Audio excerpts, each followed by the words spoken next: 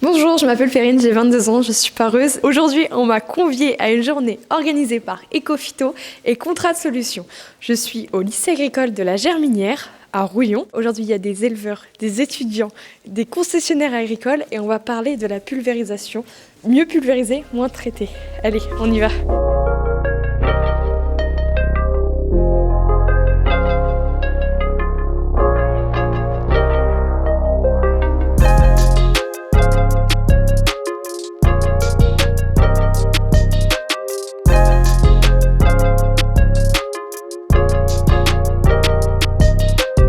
La journée, elle se décompose en deux demi-journées qui sont identiques.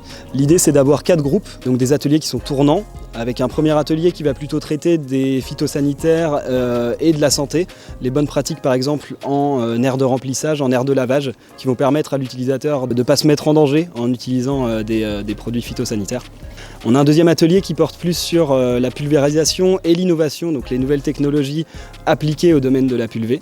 Donc on a ici 2 organismes qui sont Carbon Bee et Ecorobotics.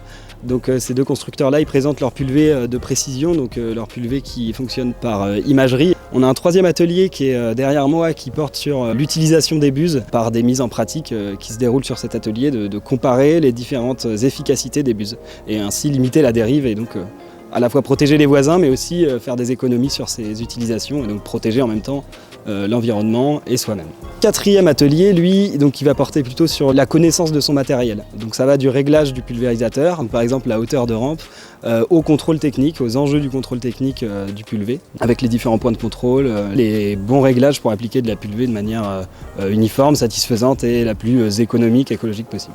Ce qu'on souhaitait ici, c'était mobiliser un ensemble d'acteurs, d'une part l'enseignement agricole, puisque c'est les agriculteurs de demain, les industriels, BSF Syngenta ici qui sont ceux qui fabriquent les produits, la MSA, donc on a aussi la Chambre d'agriculture qui est un des organismes privilégiés pour conseiller les agriculteurs, et puis donc après les CUMA. On essaie d'être facilitateur en fait de ces rencontres, comme vous l'avez vu, on n'est pas forcément intervenant, mais c'est nous qui essayons de créer le lien pour que tout le monde se rassemble, et puis on est quand même assez satisfait parce que je pense que sur la journée on a eu pas loin de 200 personnes. C'était vraiment intéressant, pour notre métier plus tard c'est l'avenir, savoir mieux gérer la pulvérisation des phytosanitaires, c'est quand même important et c'est un enjeu pour nous et pour la communauté aussi autour de nous.